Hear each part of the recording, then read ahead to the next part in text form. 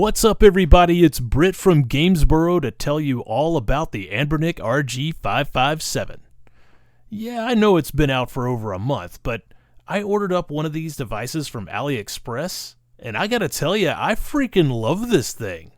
I love it so much, actually, that I feel a need to make a video about it so that you guys know just how cool this thing is. As you can see here, this device has a lot of features, including the ability to stream from your desktop. I used this to play Sonic Cross Shadow Generations about a week ago from my PC, and it went so well I forgot that I was streaming. I'm going to be showing off some footage of great games that I've been playing lately on it, starting with OutRun 2006 Coast to Coast for PSP. You might be saying to yourself, why would you play the PSP game when this thing has enough power to play the PS2 version? Well, because the PSP version has native widescreen support. Look at the speedometer in the lower left. It isn't stretched. I love that about playing PSP games on the RG557. You get great performance, use the full screen, get a screen larger than the original, and it's still a portable.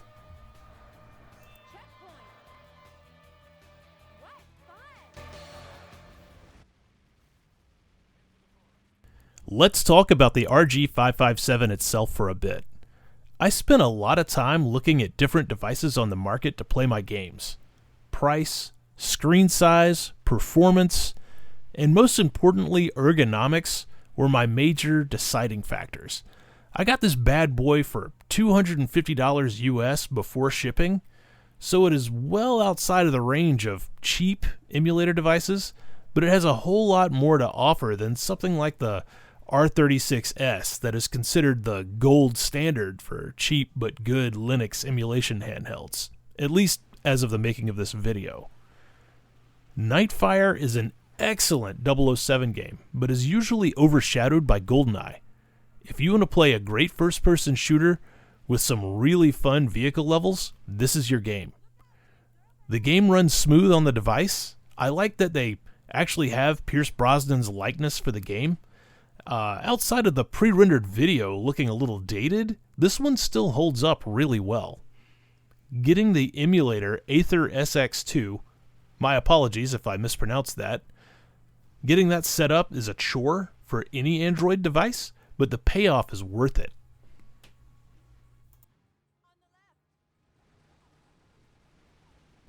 The portable has a single USB-C port, so that means if you want to connect it to power as well as HDMI or a wired controller, you're going to need a USB hub of some kind to pull that off. It does have the ability to cast to a screen, but I wouldn't think that would be ideal for gaming. With these types of devices, the goal is to try to keep the delay between your button press and when an action happens on screen to a minimum. And screencasting through something not intended for video games tends to be problematic because delay is never taken into consideration when making those things.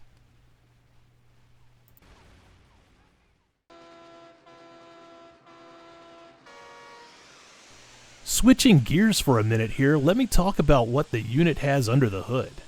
The power in this device is substantial. It runs pretty much everything I throw at it with minimal emulator jank. As you can see from the games on display here, this thing is no joke. It runs Android, so I'm using a few standalone emulators that I've installed as well as using some cores that are in RetroArch. I've tried a few different experiments as well, such as when you see Soul Blade for PS1, I have it using a hack to run in 16:9, and Soul Feast for Sega CD using scanline and CRT filters. Out of the box, I saw a little bit of slowdown in a few games, but switching the CPU into high mode in the options fixed it. This mode causes the fan to spin up full blast, so it's a little loud, but it was worth it for me for the added performance. Revolt is an underappreciated gem that came out for the PSX, N64, and Dreamcast. What you see here is the Dreamcast port. Most people don't know about BattleTag in this version of the game. Get 3 of your buddies together and play this bad boy 4-player split screen. It is insanely fun. Fun fact about Revolt. It was going to be an Xbox Live launch title and packed in with the headset. When this was announced, the video game community managed to shoot itself in the foot by complaining of an old game as the pack-in, so Microsoft instead opted for including demos of a handful of Xbox Live games. That one still burns to this day, and I would have loved to play 8-player Battletag online on Xbox. I might make a video about that someday. One thing about this game is that it is tough. The CPU is relentless, so if you are new to this one, be prepared to spend some time behind the controls to master driving. I have bumped up the resolution in this one. Without a hit to the performance, you'll be able to do this with most games on the device. Oh man, Sega Rally for the Saturn. Let me give you a pro tip on this one. You want to use the NetLink version of the game and set the control pad to the 3D pad in the options. This way you can use the triggers for gas and brake in the game. It makes an already fantastic game that much better. Sliding around in the mud in this one has always been a blast, and the ultra-responsive analog stick is phenomenal in this game. Anbernic calls these sticks high-resolution anti-magnetic interference capacitive joysticks. I think what they're trying to say is good analog sticks. When it comes to Saturn games, don't forget to load a BIOS for the system or the games won't load. This is the norm for Saturn emulators across the board and for any platform, so this is just a general reminder that you're gonna need a BIOS to get your games working. Saturn isn't alone in this either. If you have a blank screen pop up when you're trying to play a game for systems like Saturn, Dreamcast, PS2, etc., check your BIOS folder to make sure you have everything that you need. Soul Feast was a launch game for the Sega CD in the United States. It is a great horizontal shooter with an absolutely killer soundtrack. Want to hear it? Head over to radio.gamesboro.net and request a song from the game. Link in the description. As I mentioned earlier, I have a CRT and scanline filter turned on so that you can see how the effect looks.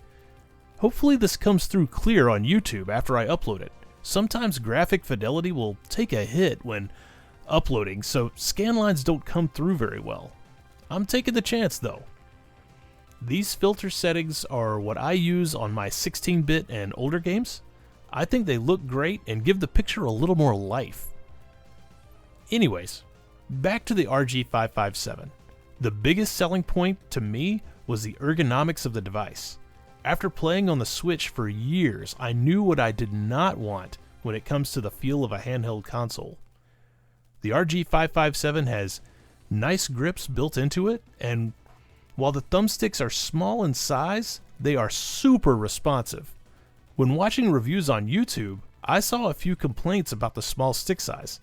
That didn't concern me because my interest was in the responsiveness when you move. I'm going to make a bold claim here.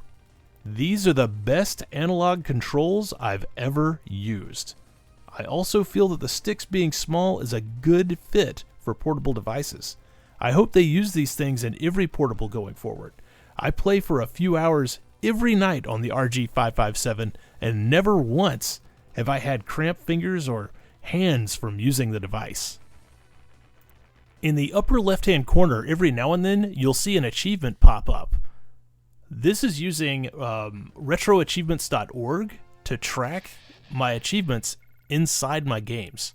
This is a very cool feature. I suggest if you're not using it and you're using emulators, you should definitely sign up.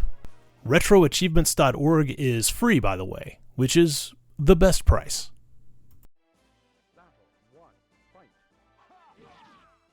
Next up are Soul Blade and Soul Calibur. For Soul Blade, I've got a hack turned on for 16:9 support, and it works great.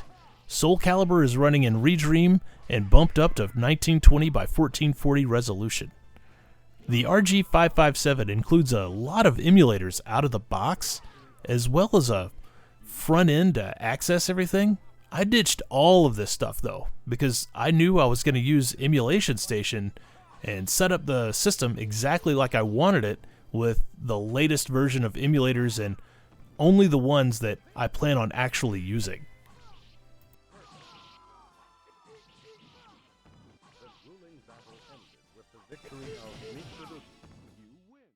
Soul Calibur was one of the first games I purchased for my Dreamcast on 9/9/99, along with Sonic Adventure. This game holds up well to this day, with silky smooth gameplay and graphics that had no business being on a console in the 90s. Seeing this one in action is what sold me on a Dreamcast. It is shocking just how much better this game looks than its arcade counterpart, something that just did not happen during that era. The emulator this one is using is Redream, and while a free version of this emulator exists that allows you to play anything you want, if you pony up the cash for the not-so-free version, you can bump up the resolution. Either way, this is an awesome emulator. I gave them the money, it's worth every penny. The other option for Dreamcast is Flycast. It is also very good, and doesn't cost anything at all. Some games work better on Redream, some work better on Flycast. I think it is best to keep both of them on the system. I've got a good bit of Star Fox Assault from GameCube on here because the game is just so damn gorgeous. Somehow I never got around to playing this one since it came out, but that was the past and this is now. Buttery smooth gameplay and incredible graphics. I love the original for SNES and also Star Fox 64. I'm not sure how this one escaped me. I picked up a SanDisk Extreme 256 gig micro SD card, and that is what I use to house all of my ROMs. I've used a Xbox Series controller with the RG557 over Bluetooth, and it works well, although the face buttons were swapped on it from what they should be. For instance, A acts as B and X acts as Y and vice versa. This can be changed in individual games, of course, and it works fine. I saw an option where you can change between NS, which I'm guessing stands for Nintendo Switch, and Xbox mode for buttons and triggers, but it didn't seem to make a difference for my Xbox controller. I think this is one thing that would make the experience a lot better is if I could easily switch between the two button configurations for connected controllers. If I just missed how to do it, drop me a line in the comments and let me know what I'm doing wrong. Something else I would like to talk to you about is a dock for this thing. You can connect it to a TV by using USB-C to HDMI. Heck, that's what I'm doing here to record the footage for this video. But it would be so much more convenient to put it in a dock connected to my TV so my wife and I could play multiplayer games together. Or connect a bunch of controllers for a party game when we have friends over. Also, I want to ask you all a couple of things. Do you want me to do a follow-up video on this device showing off different games? If so, what games would you like me to run? In this one I tried to focus on CD-based platforms to the latest the system can support. I did leave a lot out though. I want to avoid videos with Wii U and Switch content running, although I have heard that the system has enough power to play some of those games. Any interest in seeing portable systems represented? Maybe some Genesis, Super Nintendo, Neo-Geo? Street Fighter Alpha 3 Max for PSP runs great on this system. Not only does it support widescreen, but it also gives you access to characters that weren't available in any other version of the game. In 2009, I purchased a Street Fighter Alpha 3 arcade cabinet for my store. Out of all the cabinets that we had, this one was my favorite.